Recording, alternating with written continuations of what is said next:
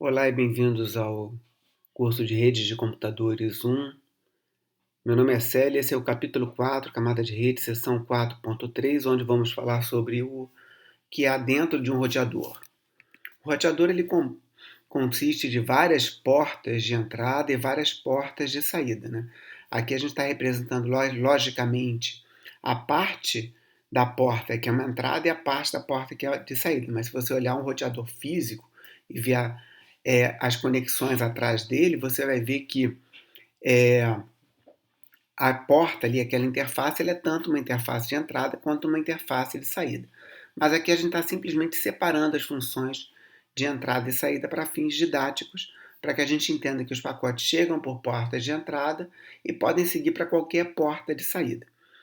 O roteador tipicamente então tem essa arquitetura com várias portas de entrada, várias portas de saída, um elemento de computação no centro, onde possui, né, processadores para executar o algoritmo de roteamento, como o RIP, o SPF e o BGP. Liguei aqui minha ponteira para vocês verem. Então, portas de entrada, portas de saída, um elemento de computação e o processador que executa algoritmos de roteamento que vão então programar as tabelas de encaminhamento. Okay? O objetivo então é repassar os pacotes que chegam nas portas de entrada para as portas de saída adequadas indicadas pela tabela de encaminhamento.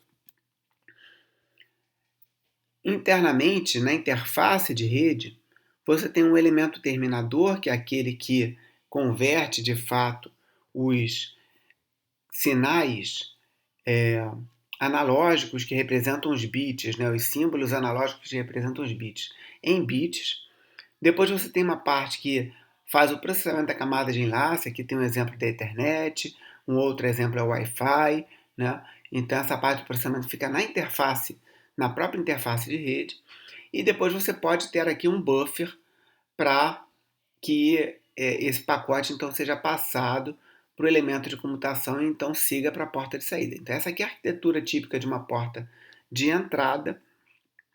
Aqui, quando o pacote está nesse buffer, é, a própria interface já sabe qual é o endereço IP de destino daquele pacote, né? Já pode até consultar a tabela de encaminhamento para saber para que porta de saída aquele pacote deve ser encaminhado. Tá? E com isso você tem uma maior velocidade de computação nesse roteador. É possível que você precise de filas aqui, né? Se os pacotes chegarem nessa interface mais rapidamente do que o elemento de computação conseguir mover os pacotes para a fila de saída, você precisa então bufferizar, né, armazenar esses pacotes aqui nesse buffer da interface de entrada.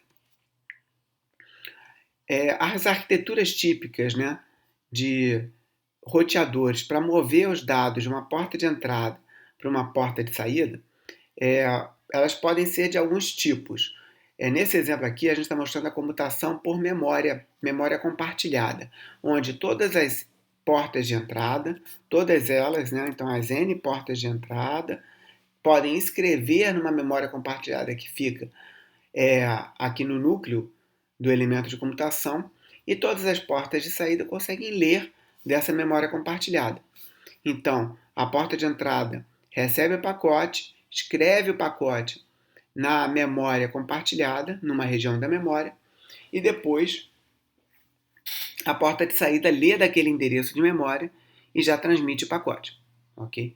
Então, algumas arquiteturas de roteadores comerciais usavam essa forma de comutação utilizando a memória compartilhada entre as portas como um meio de escreva o pacote que chega na memória e passa esse ponteiro, então, né, esse endereço, para a porta de saída. A porta de saída vai ler daquele endereço e o pacote então é transmitido.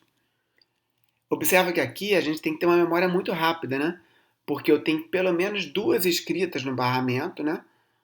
Uma escrita e depois uma leitura da memória. Então o pacote ele é escrito na memória e depois ele é lido da memória para ser transmitido. E ele passa duas vezes por esse barramento do sistema. Se eu tenho, por exemplo, 8 ou 16 ou 24 portas, né? Isso significa que eu vou ter, então, 24 portas tentando escrever e ler daquela memória. Então, a memória tem que ser bastante rápida. Ok. A outra forma seria através de um simples barramento de comunicação. Então, todas as portas estariam fixadas no mesmo barramento. E se o meu barramento tivesse uma velocidade grande o suficiente, né, porque ele tem que ter a velocidade proporcional ao número de portas que eu tenho no meu roteador. Né? Então, se eu tenho, por exemplo, 16 portas, cada porta 1 gigabit por segundo, então o meu barramento tem que ter uma velocidade de pelo menos 16 gigabits por segundo, para que todas as portas possam transmitir e receber dados simultaneamente. No caso desse roteador aqui de exemplo, ele tem um barramento de 32 gigabits por segundo. Uma outra forma de interconexão das portas de entrada com a porta de saída é usando uma rede. É como se fosse uma rede de conexão interna ao roteador, que a gente chama de uma rede de interconexão, que ela conecta as portas de entrada às portas de saída. Podia ser uma rede full mesh, existem arquiteturas de rede, como a rede Banner, que é uma rede que não tem tantos fios, mas que provê uma boa conectividade, ou seja, múltiplos caminhos de uma porta de origem para qualquer porta de destino. Né? Então, para uma porta de entrada, para qualquer porta de saída, teriam vários caminhos internos nessa rede de interconexão dentro do roteador. E aí, com isso, você pode ter, então, uma vazão maior, porque você pode ter transmissões simultâneas. Porta 1 transmitido para a porta 2, enquanto a porta 3 está transmitido para a porta 4, simultaneamente. Observa que isso não pode ocorrer nem no barramento, que o barramento vai ser só um por vez, né? Mesmo que ele seja rápido, só uma das portas pode transmitir por vez. Nem na memória compartilhada, porque também só uma das portas vai poder estar lendo ou escrevendo da memória por vez. Né? Mas a rede de interconexão permite que duas portas ou mais, né, possam estar recebendo pacotes de entrada e transmitindo pela rede de interconexão para portas de saída simultaneamente. Ok. Quando chega o pacote na porta de saída, aí, bom, eu preciso de um buffer. Essa aqui não tem dúvidas. Por quê? Porque eu posso ter várias portas de entrada, todas querendo transmitir pacotes para a mesma porta de saída. Aí eu vou ter uma contenção aqui, né? Eu só posso escrever uma vez na porta de saída, um por vez, né? Então, eu vou ter aqui uma espera e eu posso, então, ter que transmitir, ter que armazenar os pacotes aqui. Por quê? Porque como a capacidade desses enlaces pode ser a mesma da de saída, ou a soma da demanda de tráfego aqui pode ser maior que a capacidade do enlace de saída, então eu vou ter pacotes acumulando aqui. Se eles acumulam aqui por muito tempo, esse buffer aqui enche e aí você pode ter, né, não apenas atraso, mas perda de pacotes também devido ao estouro do buffer na porta de saída. Ok, a gente já viu isso lá desde o primeiro capítulo, né? Além disso, você tem aqui o processamento da camada de enlace, Wi-Fi, Ethernet, né? Que vai fazer todo o protocolo que ela usa, então encapsular o pacote e depois, no caso aqui, encapsular o pacote em um quadro, né? E depois transmitir o pacote pelo meio físico. Um detalhe aqui também é que essa fila de saída pode executar uma disciplina de escalonamento. Normalmente, o escalonamento é feito na ordem de chegada, né? FIFO, first in, first out. Então, o primeiro que chega é o primeiro que sai. Mas você podia executar outras disciplinas de escalonamento para dar, por exemplo, prioridade para um tipo de tráfego versus outro. Ok, então aqui a gente já entendeu por que precisa de buffer, né?